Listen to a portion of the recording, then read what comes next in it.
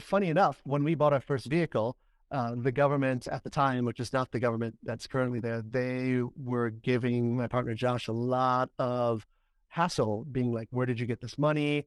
Like, because they're thinking, "Oh, well, someone like gave them the money to buy it," because that's usually what happens. Like, there'll be even a silent partner in the U.S. or Europe, and they'll give someone on the ground a bunch of money to then buy like a fleet of vehicles and run safaris, and they've got to cut like 50-50 in the business and whatnot.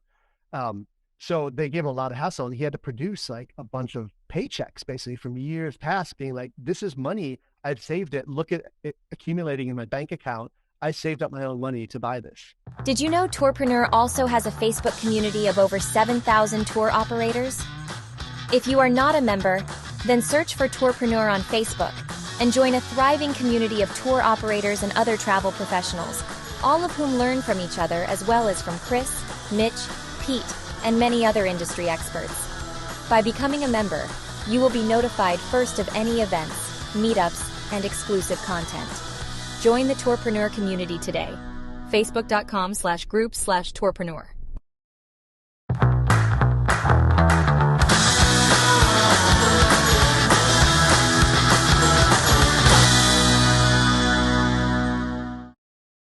So with me right now is a old friend of ours from the travel industry. Scott and I have known each other for quite a while now, and his name is Scott Brills. He is the living definition of a serial entrepreneur.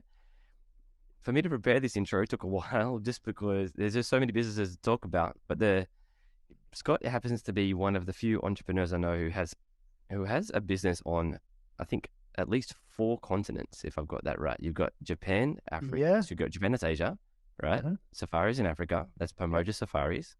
Yep. Japan was the Asia one. Mm-hmm. You have Ventures, which is boat charter specialist in Croatia. Mm-hmm. And you have a web design company in the United States.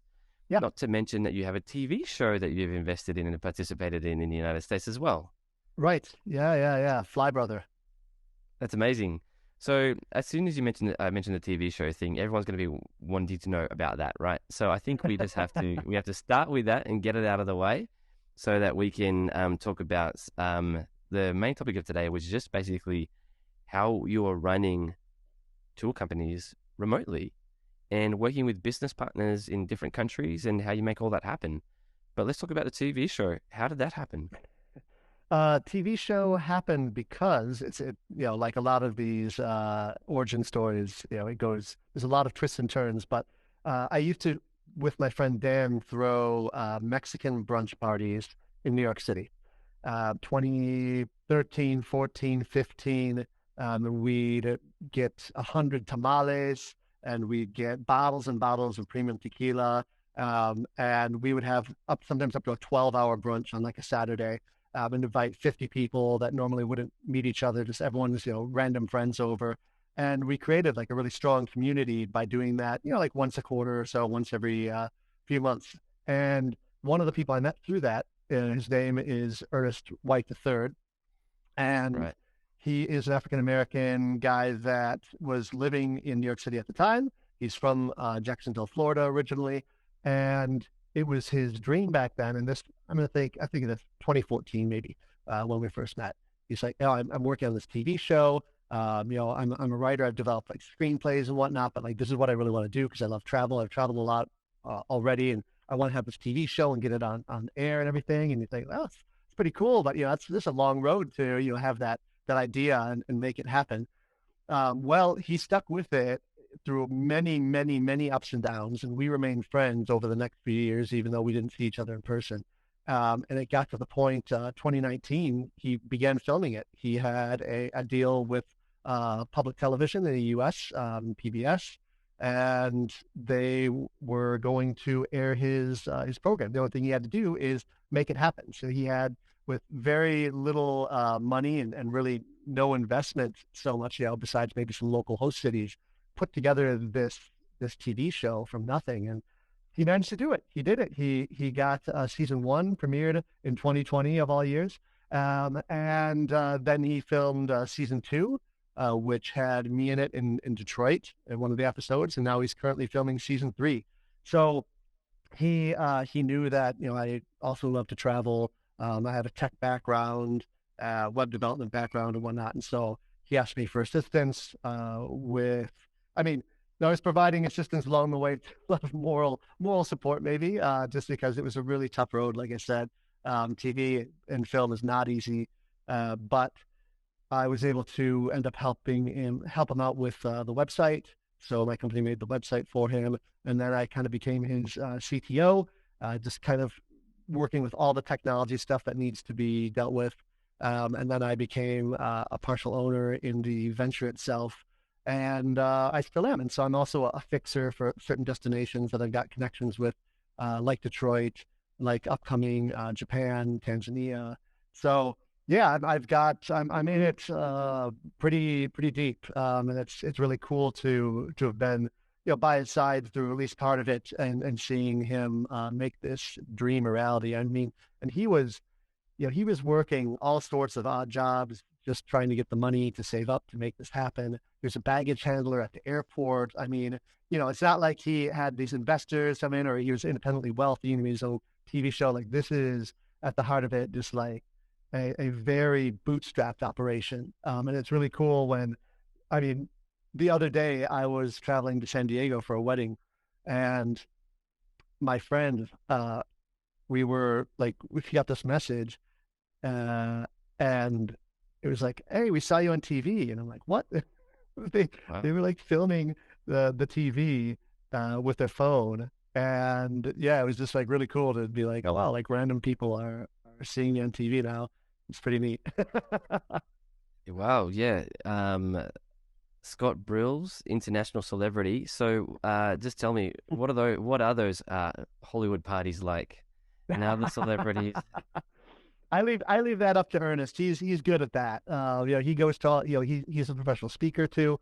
He's been to the travel and adventure show. He's doing that right now in the U.S., going around the U.S. Being a speaker at that, along with a few other well-known people like the Points guy, and I think one of the owners of Farmers Travel Guides and whatnot. And he's gotten multiple awards for his TV show, and he's gotten a lot of accolades and a lot of traction from it.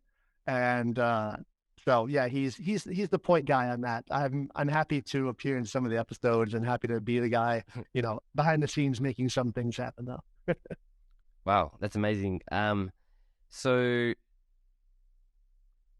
just taking some notes here. How many bottles of tequila was it that is needed at each party? Ooh. I don't know if you know about Clase Azul tequila. It's really hard to find now and very expensive, but at the time we were able to get bottles for 80 or $90 in New York City. And we Wow. generally have like 6 of them per party. And then also we'd tell everyone to bring a bottle. So it Wow. was it was fun times. Uh, Not to mention 4 pounds of queso, um, 4 pounds of queso, 5 pounds of freshly made tortillas. Wait, Uh, don't give all the information away, Scott, because if you're gonna do if you're gonna do like a coaching program, right? Yeah. Group project, $2,000 a month coaching program with Scott, You where he too can tells you throw how to your make. own authentic Mexican brunches. Yeah, exactly, and eventually have it turn into a TV show 8 years later. It's a TV show brunch formula, as they call it. It it all makes sense in hindsight, right? Yeah, who'd have Yeah, thunk? When I'm yeah, manning the griddle making quesadillas at this right, party, that one of the people would be like, "Hey, be on my TV show," in almost a right. decade from now.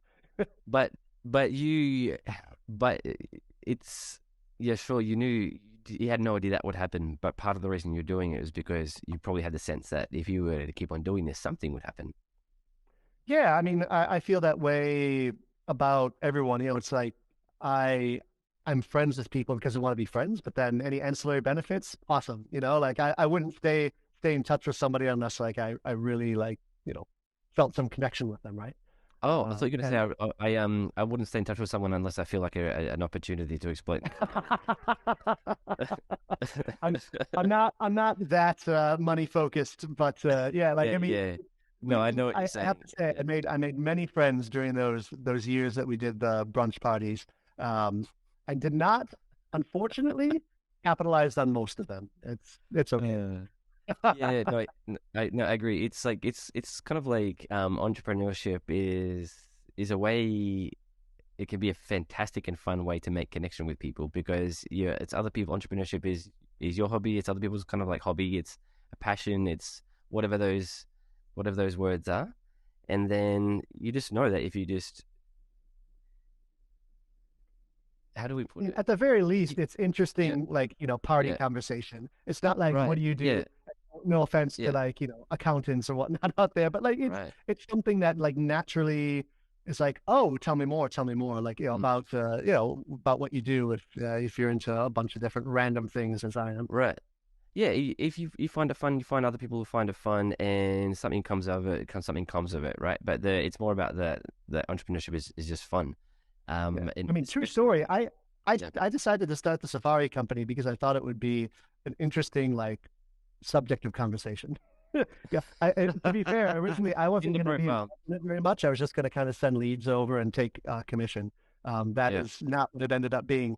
right. Very much involved in it. But initially I was like, wouldn't that be funny if I was just like, someone's like, oh, what's your name? What do you do for business? Like the usual things that you hear whenever you meet somebody, especially at like that events like this. Wouldn't it be funny if I'd be like, oh yeah, I own a safari company in Tanzania. I thought that would be pretty funny actually. And so I kind of bought it. I mean, I kind of bought into Wait, the wait. idea because of that partially. That's amazing. Yeah. Okay. That's a perfect segue, right? So let's have a 30-second elevator pitch for Pamoja Safaris, right? And then let's hear the story, right? So what is Pamoja Safaris? So we are a medium to high budget private custom safari adventure company in Tanzania, and we do trips, the classic safari, African safari, Kilimanjaro hiking, trips to Zanzibar, trips to the lesser visited parks in the south and whatnot, chimpanzee trekking. Basically, anything that happens in Tanzania, we can make it happen. We can make it the best experience for you. Right. And uh, how big's the team over there that you have? So myself and my partner Josh are the founders and owners, and we maintain total control. We have an accountant over there. We have a wide range of guides, head guides over there as well.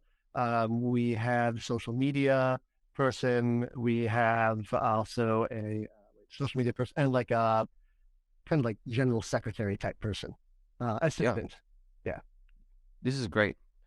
As a topic, this is something I want to explore just on a general level on the podcast, is a bit about how I think a lot of people assume that you have to be from a place to start a tour company that puts people into that place, or that it's somehow inappropriate, or that there's some sort of legal barriers or whatever. But I think one of the biggest opportunities in travel, and it will never go away as an opportunity in travel, is finding someone who's an expert in their destination, who's ridiculously good at what they do, and then bringing people to them so that those people can have an amazing experience with that person, right? And that was And my original idea too. That's what I thought I'd do is like, okay, this guy is obviously one of the best in the country at what he does. Like, let me help him start his own business and send people his way because I know his target demographic. He was dealing mostly with Americans at the time. And I know how to start and run a business remotely. And I know online advertising, marketing, websites and whatnot, all the things that were very much, especially 12 years ago, like not something that most locals were really proficient at. It's things yeah, have changed. absolutely. Yeah, for sure. The spread of the internet has definitely changed that a little bit. But even then, even if it's physically possible for someone in Africa to get access to the tools or to build a website or do the marketing, doesn't necessarily mean that they want to specialize as a marketer, just like someone in America may not want to specialize And as a marketer. they will not know the target market. I think that's a big thing. Most even if they're in online marketing over there, they know the tools, they know how to do it. They don't necessarily know what's inside of the mind of the target market. Right. Sweet. So, you do because you're extremely adept at torturing people. Give up your secrets. That's actually how I met Scott. You just told me not to give up my secrets, and I'm going to stand by that. That was great advice. That's actually It'll how I be in my met Scott. paid class, though. Yeah. We met together in a coaching program about torturing people to give up their secrets. So Scott, how How? That was a great weekend in Riyadh, wasn't This show brought to you by Tourism Saudi Arabia. it? So Scott, I don't want to hear the story. So, all right, we've got the overall thesis that you had in mind, right? But where were you? When were you? Tell us the story, like in terms of how did it happen to Scott Brills that he. Let's just have it. How did it happen to Yeah, Scott Brills that yeah, you yeah. were just safaris? So, my father and I go on trips once every other year, so to a different country. He picks the destination. I'm lucky enough that he picks me as his travel companion.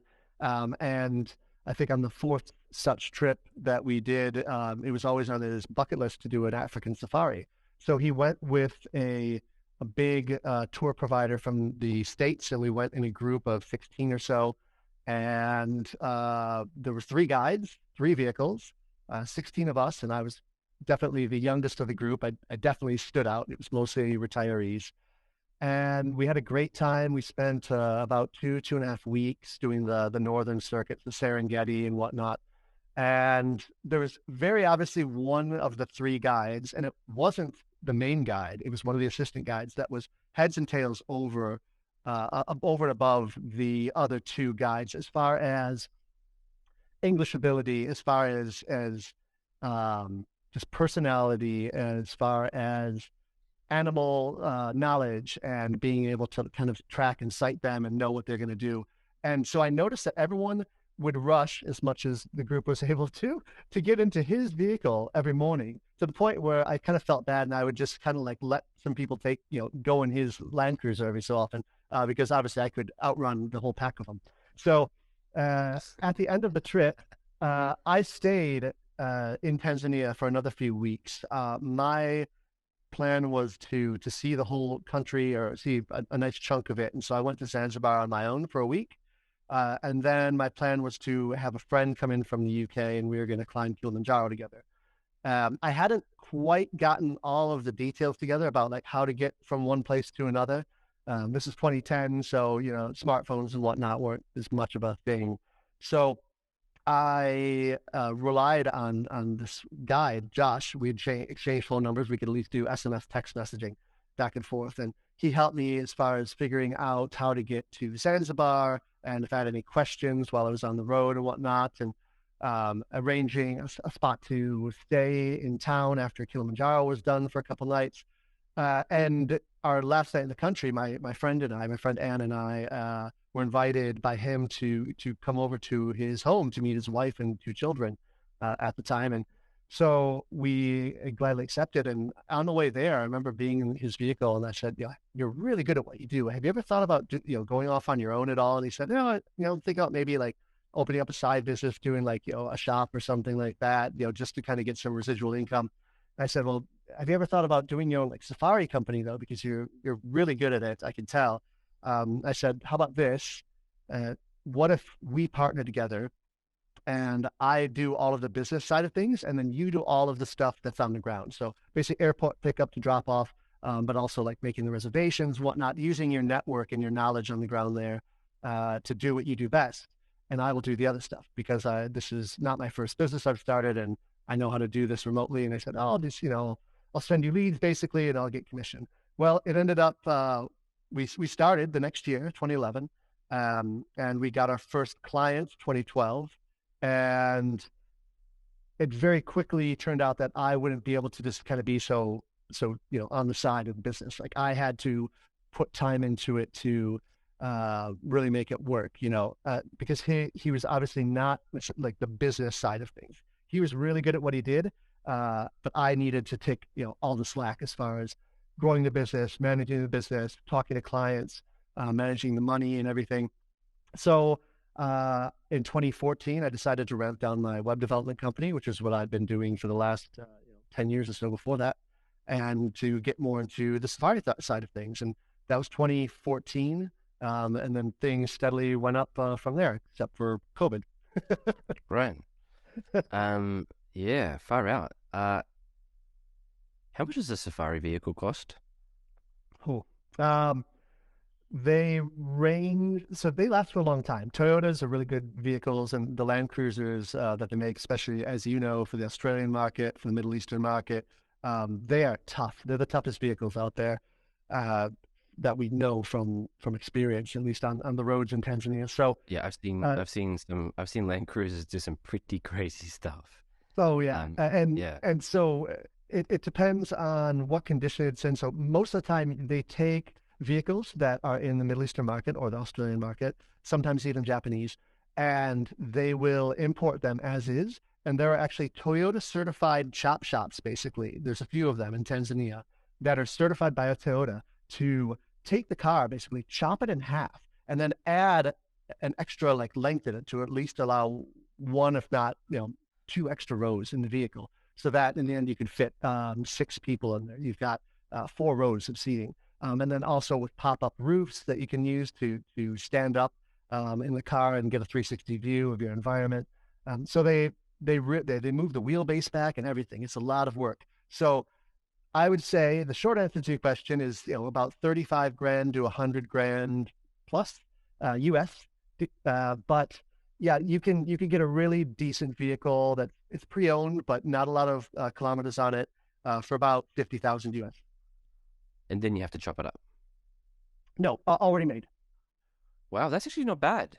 Yeah, most Te- people don't buy it and then take it there to chop it up. Like you're buying it from these chop shops Oh, direct. these top shops are professional Toyota Land Cruiser importers. Yeah, Well, they import and they do all the work, and then right. they're like, okay, we got another one off the line, it's ready. Like, who wants it? Yeah.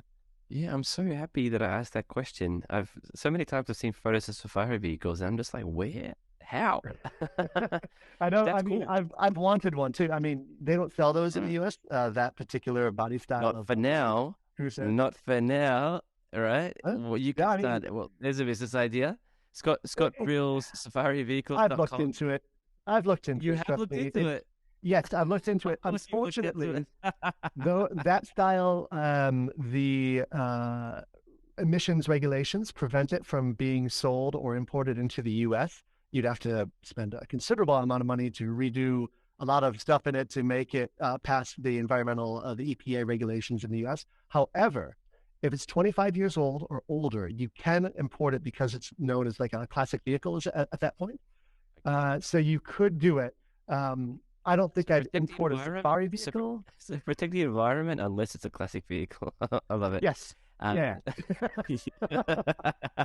I have looked which into one? this. Yes, there are Yeah, cars. wow. There are companies that make some money, importing from these like 25-year-old plus cars and SUVs from other countries. That's amazing. Uh, cool. So, in in Dar es Salaam, is that where all this is happening? So most of this happens in Arusha, which is known as kind of like the setting off point for most safari traffic in the country. Arusha and Moshi. Moshi's closer to Kilimanjaro, but they're Hmm. both in the central northern part of Tanzania, not too Right. far away from the Kenyan border. And in Arusha, are there also safari vehicle financing companies, or are people having to come up with this in cash? Not financing companies, but yes, you do have to buy them in cash. Generally, credit cards are still not much of a thing over there, but you can get bank financing for it. Funny enough, when we bought our first vehicle, the government at the time, which is not the government that's currently there, they were giving my partner Josh a lot of hassle, being like, "Where did you get this money?" Like because they're thinking, oh, well, someone like gave them the money to buy it, because that's usually what happens. Like there'll be even a silent partner in the U.S. or Europe, and they'll give someone on the ground a bunch of money to then buy like a fleet of vehicles and run safaris, and they've got to cut like 50-50 in the business and whatnot. Um, so they gave him a lot of hassle. He had to produce like a bunch of paychecks basically from years past, being like, this is money. I've saved it. Look at it accumulating in my bank account. I saved up my own money to buy this. And it would be a problem for the Tanzanian government that someone will want to invest Because in a stuff. Yeah, because they want to get their cut of any money imported Oh, into the country. Yeah. So he has to show, oh, look it, I've received this, I've already paid taxes on it. It's all legit. Yeah. yeah. Um, Yeah, that's interesting. So I just want to keep on nerding out, right? This is an entrepreneur show, right? If you want to learn Hopefully, about, everyone else is very interested in importing Land yeah, Cruisers. yeah. So it, so he bought the vehicles. That's interesting. The Um, first one, yep, and it's still like personal vehicle, not personal, but it does spend its life in his driveway for the most part when right, it's not being used. And when we have vehicles that aren't being used, we also have the option to rent them out to other providers because there's right. a lot of providers that don't have that initial money to even buy one car, so they need to rent from somebody that has them. Yeah.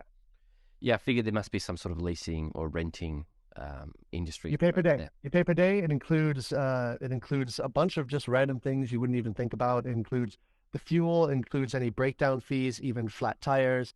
It includes the guides, accommodation, and entry fees into the park. Uh, it's weird. Like you're like, why does it include that? But it does. Wow. How much does one pay per day for a safari vehicle in Tanzania?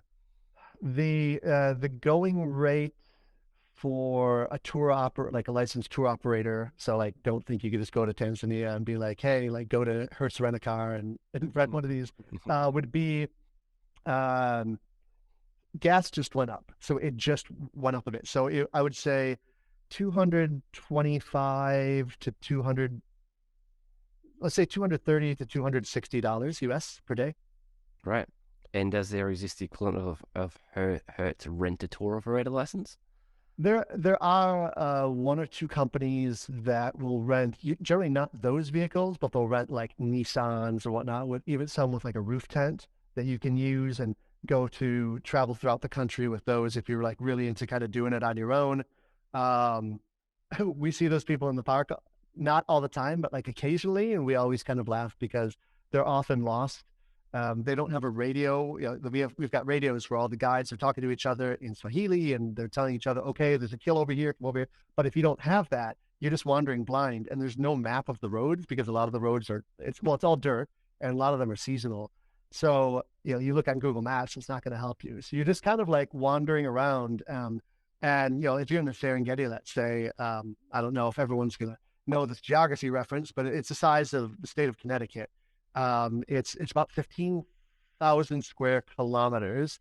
I know it's not the exact number, but it's huge. So if you go really far off the beaten track and you don't remember how to get back, like there have been people they have to find a signal for the phone and call the park rangers to rescue them because they don't know where they are. So it's not necessarily recommended to do that, but it is possible. Wow. Okay.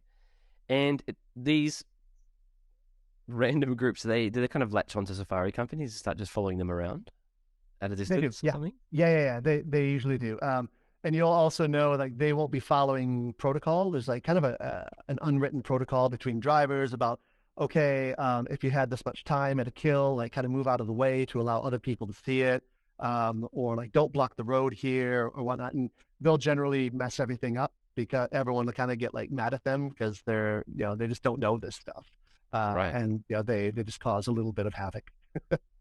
Yeah. So in terms of the area, so slightly smaller than El Salvador, slightly smaller than Israel. That's what I just Okay. picked up off my Google. There we go. And that's one of the Um, parks. So that's not even the largest park in the country. There's wow. multiple parks like that. Yeah. Wow. Wow. The mechanics of how safari works. This is fascinating. So, so in Facebook groups of tour operators, there is no shortage of people who from Africa who are wanting to start or grow safari businesses, Hmm. but don't have that partner in someone like yourself. Right. And they're coming to look for leads or coming to look for help. I see them. So, Yep. I'm in those groups. yeah, there are a lot of these people out there. Um, and there are a lot of safari operators in general. There are. Uh, I mean, I always say, and I've got a spreadsheet of competition that has 36 columns that I rank all of the uh, people on. Now I've outsourced that, but for a while I was doing it myself. And so at any one time, there's generally about 500 in northern Tanzania alone. Not all of them are properly registered.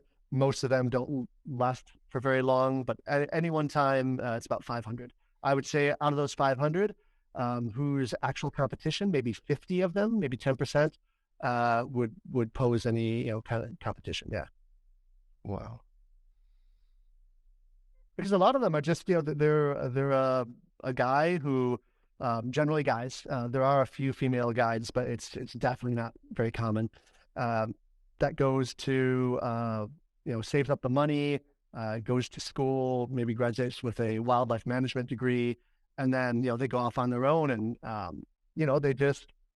they do what they can to get business. Like they're very resourceful, and they have to do what they have to do. Because like where do you start? Like most people.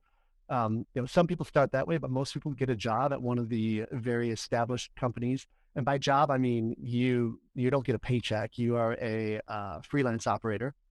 And all of these companies that Abercrombie and Kent, Talk, like all the big companies, they all use independent operators. So they're like, we have a trip going out, who's available to do it. We'll pay you this much, and then you'll get some money on the back end from tips as well. So we all operate in the same way. And it's funny because most people don't know that. So we're using the same people that, like Abercrombie and Kent, I'll just use them as my punching bag. Even though they're a good company. Like I'm very envious about what they're doing. But I will say that like we're using a lot of the same people. They don't have employees that they're like, okay, we are, for the most part, they don't have employees that are safari guides that are like, okay, we have you on retainer and we're just going to pay you a bit every month, and then you get tips on top of that. Like our guides are the same people that are working for these larger companies, except for they just charge 2 or 3x the price. And we can do that because we don't have all the overhead that they have. Yeah. And they can do that because they have distribution. They have distribution and they have the name. The name is very powerful. Yeah, absolutely. And the history and whatnot, we've got 13 years now, and I'm thinking, okay, like 20 years or so, I could really flaunt it and be like, oh yeah, we're kind of OGs now. We've been around for a while and kind of flaunt that a bit, but I'd feel kind of silly doing it before then. So how does a safari company in a world of 500 operators just in northern Tanzania, 50 of them being serious competition, with some exceptions, I'm sure, pretty much everyone using the same pool of local guides, vehicles, etc. How does one differentiate in an environment like that? So obviously, knowing your target market, having a nice website, doing proper marketing and whatnot, looking kind of slick and using beautiful imagery and whatnot helps. As far as like differentiating, it's all about educating potential guests, because I too, at one time had never been on a safari, had never climbed Kilimanjaro. I was very much like, when I did Kilimanjaro that first time, I went with one of the lowest price operators because I'm like, I'm getting to the top no matter what, right? Well, now that we do our own Kilimanjaro trips and I climb it every year personally, I know how shitty that experience was. I won't name what company we use, but they're one of the bigger ones and they're still around and doing great. But our guide, was walking 10 minutes ahead of us, was on his phone the whole time, didn't care about like helping us out with pacing. We had popcorn supplement most of our meals, in the latter days of the hike. It was great. It was great to have that experience because I know now how not to do it. And I still hear horror stories from people that are like, yeah, I want to go, but my friend had this awful story about when they went, and like one person is like, oh yeah, they lost their toenails on the hike and they're throwing up everywhere, and I'm like, it doesn't have to be like that. They probably didn't have a very good guide. And don't throw up everywhere. Just throw up into these bags that I've brought you. You're making a mess. It's really interesting how many companies, especially the locally owned companies, will take short-term profit at the expense of the overall like quality of the trip over building relationships. And waiting, do you want one M&M today or three tomorrow kind of thing, Yeah. Many of them, and we've been burned multiple times working with people, like they don't care about, relationships and building that up. They're like, give me the money now. And then, they'll burn bridges and go away. So to circle back to what you're saying, and that was a little bit of a tangent, what we do in particular is number one, the people. So the guide that you're with, let's say on the safari or even Kilimanjaro, like you're with this person on average, let's say for a week or more at a time, and they're with you the entire time. If this isn't somebody that's like talkative and knows good English and knows what they're doing, doesn't get lost everywhere, knows what the animals are going to do, knows where they are, you're still going to have a good time. You're still going to have a good time because it's still cool to be there. You're in the Serengeti. It's beautiful. You're still going to see animals. But you have a lot better time if this person is fun and cool and knowledgeable. So we do our best to attract top talent and keep it by paying them over the going market rate and just being in good communication with them and just fostering those connections over the years. The other thing we do is we also have very well-maintained land cruisers because, again, you're in that thing most of the day, every single day when you're on safari. You want it to be safe. You want it to be comfortable. You don't want it to break down. We see cars that are like 30 years old that people are on safaris that have broken down all the time in the parks, and we're just like, my business partner Josh will always be like, "Oh man, that car is so old. I don't know why they're still taking it out." But like, how would you know that as a potential person going to safari? You have no idea what the quality of the vehicle is going to be, and you've never met your guide. You don't know how they're going to be. So we have to educate potential guests before they come over as to why they should pick us. We're not the cheapest provider. We don't want to be the cheapest provider. But I think we have competitive pricing, and then we have great, great, great people and great vehicles, and we ride off of that. Like those are our main two things. Of course, we've got we stay in beautiful places. The accommodation is awesome and whatnot. But honestly, more than not, the people coming back from a safari trip will rave just as much about their guide as they will the animals. That's the kind of person we want. So like we have that happen more often than not, that like, yeah, there were awesome animals. We had this happen, this happened, this happened, but also our guide is so awesome. We exchanged like emails, like we're going to keep in touch with him. And if you ever come over to the US, like stay at our place, that kind of relationship. Yeah. Travel is all about relationships, and it's one of the core principles that we're building our company on as well. And similar to what you're saying, actually, we're like most outbound tour operators. We work with local providers, right? But we build and maintain relationships with the guides that take our people around, right? So I'm still, I've got them all on WhatsApp. I'm texting them. They're texting me. We're sending photos to each other, all that sort of stuff. And what is beginning to happen already, despite the fact that our company is relatively young, is that those guides are starting to bring me their best ideas. They're bringing me really, really cool opportunities because those people that we're interacting with are relationship driven, and we're relationship driven, and it's kind of like ships finding each other in the night, for want of a better metaphor. You want to do find those people you like. Yeah, for sure. Yeah. Do long-term business with long-term people, or whatever it is that they say, right? Mm-hmm. Yeah, exactly. Yeah, so that's what we've always gone for from the beginning. Is just and we, like I said, we've been burned sometimes with people that we thought were good, and we enter into some kind of deal with them, and then they they take their $200 and run, and we're just like, my partner and I are just like, what is he doing? Like, he could have made $20,000, and instead he took the 200 and just left, and yeah, it's just a different mentality for some people. Yeah.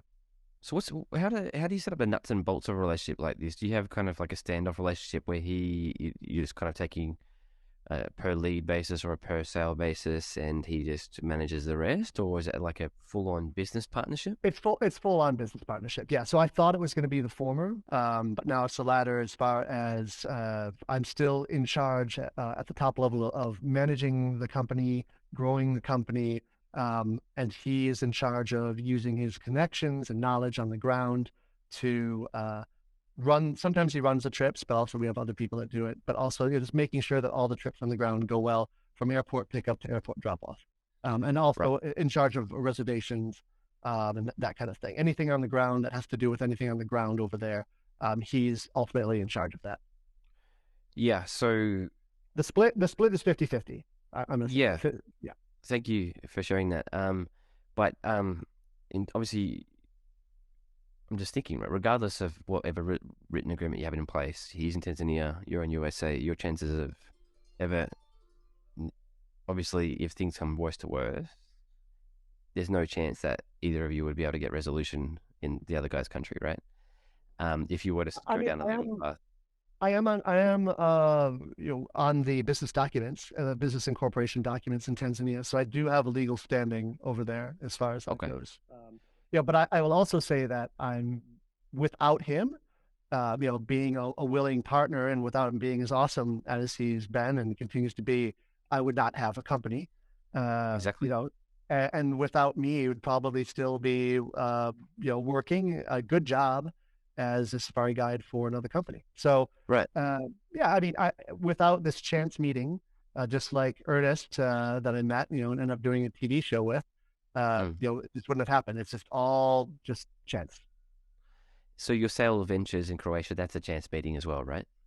Yes, yeah. That was a guy I met because he was friends of a guy I met there, a Croatian guy named Julian, and he put together like an after party trip for this conference that we were all at.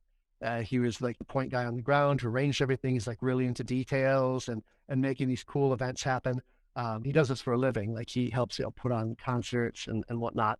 And we became friends because like this was a 4-day trip, I believe, and we were all spending time together, and we got to know each other, and we were just friends for a few years. And then I was like, hey, I've got this friend who wants to put together a trip in Croatia using a few catamarans. Do you think you could help out? And he's like, yeah, man, like I know the people to do that. So we did this back in 2018, I believe, for a group of friends, and it went off very well on the logistics side. And he said, hey, like, want to keep doing business together? And so that's what we did. That's amazing. I want to come back to the safari thing though. It's fun to go on tangents, but looking back at it, you've been going for a few years now. How would you do it differently, knowing what you know? Would have been great if I had like money to invest into the company initially. Most of my companies, all the that I've ever done, have come from a place of like, okay, I know after starting a bunch of businesses how to like do the website myself and this myself and that myself, which is great if you want to save money, but it's not necessarily the fastest, most efficient way to start up a company. So when I started up Pamoja Safaris, I was also running the web development business, and that took most of my time. So Pamoja was a side business up until I would say I made the commitment to put more time into it, 2014 or so. And at that point, I wasn't necessarily making a ton of money, so I didn't have the money to put into it. All I had was time, and all I had was myself. I didn't have the time to hire anyone, so I was doing everything. The business would only grow at the speed of me. And at that time, I was also traveling. Um, I did the math on this. I was traveling to an average of 125 different places a year, like as far as like a different place, meaning a different place to rest my head at night, sleeping in a different area. So every 3.25 days, I was changing location, Wow, which is fun and interesting, and sounds cool, but wasn't the greatest for productivity. that sounds So horrible. My productivity. Yeah. it was absolutely awful. So not a lot of business got done. It wasn't until 2016 that I decided to stay longer in places, slow down to focus more on safaris. And I can, I have the spreadsheets that show from 2016 onward, it definitely took an upward trajectory because I was willing to put in the time, long term. I mean, 14-hour days in front of the computer sometimes, just making it work and Wow. very, very slowly growing the business. So, if I had to do it over again, it would be great if I had money. I could hire people and delegate and everything. Um, but also at the same time, I'm happy it worked out as it did, because we were able to learn in a very slow, organic manner how to work together, how to start this business. I'd never been in the travel or tourism industry before. He had never worked on his own company or worked with a partner. And so we had a lot to learn, and even like logistics on the ground. Even though he had been a guide already for 15 years, he still didn't know, how to do things on his own. Like that was generally handled by like the head office of the company he worked for. So there's like a lot of stuff where it's like, hey, we have a request to do this. Have you ever done that before? No. Okay, well, let's find out how to do it. And if we had been at the point where it's like we got 10 requests for that, we would have left some people probably angry at us at the end because we weren't able to deliver. Right. And in terms of how you're marketing actually getting clients, that was the thing that you were bringing. That was the value proposition that you brought.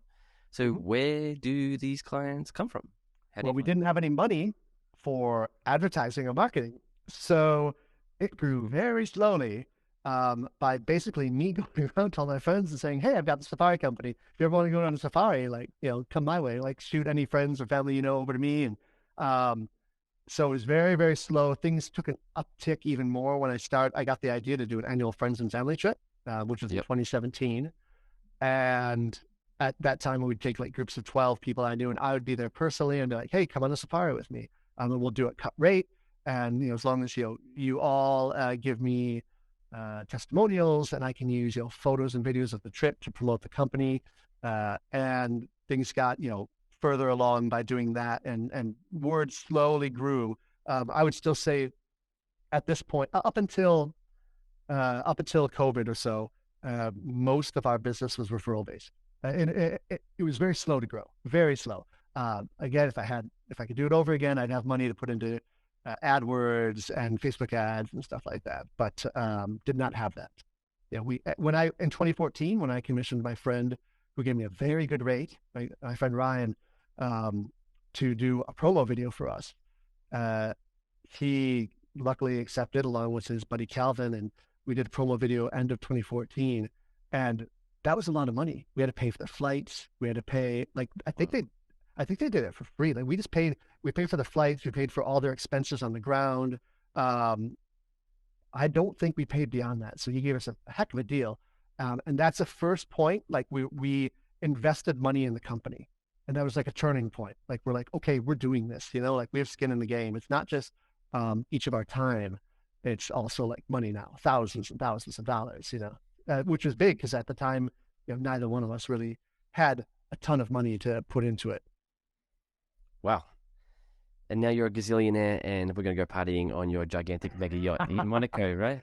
Well, luckily at this point, I've been on some podcasts and whatnot, and still organic traffic is still most of our business. So we're not paying those 10, 20% plus commissions to third-party websites or travel advisors or whatnot.